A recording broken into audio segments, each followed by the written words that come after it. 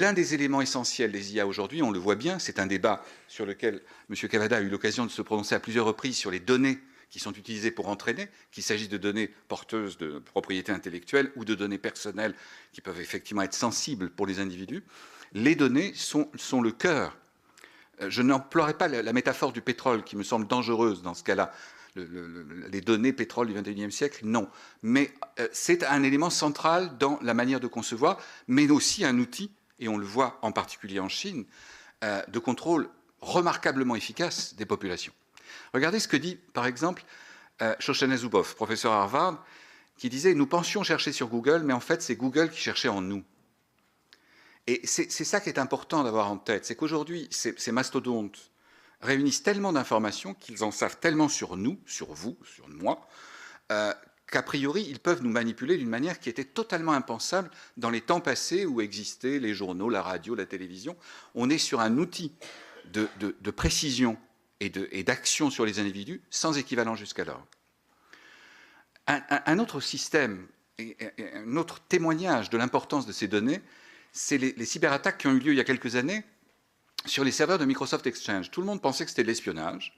Tout le monde pensait qu'il s'agissait de récupérer des secrets industriels, etc., auprès des centaines de milliers d'entreprises visées, en particulier aux États-Unis. Pas du tout.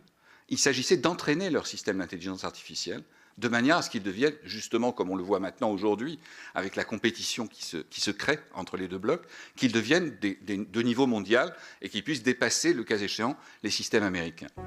Regardez ceci. Aucun de ces visages n'existe. Ils ont tous été créés par une intelligence artificielle.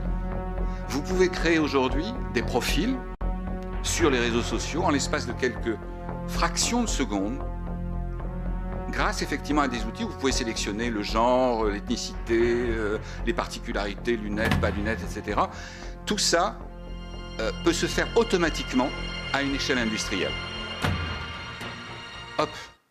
Regardez ici un schéma qui montre les comptes qui ont été supprimés par Facebook par trimestre, en millions, depuis, en gros, les années 2017. Et on voit qu'il y a eu des pointes jusqu'à 2,2 milliards de faux comptes effacés par trimestre.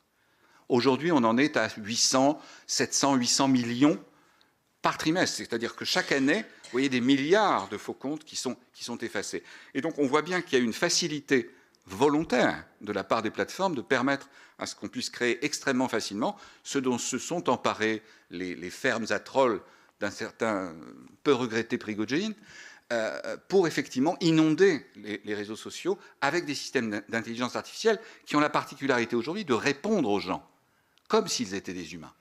C'est-à-dire que vous créez un mouvement de fond en disant il faut élire telle personne, vous multipliez les messages et après vous voyez les réponses et vous êtes en mesure de répondre de manière précise, profilée auprès de chaque personne dans les campagnes électorales, comme on a pu le voir avec TikTok et récemment la campagne en Roumanie qui a dû bien heureusement être annulée suite effectivement aux manipulations dont elle avait été l'objet.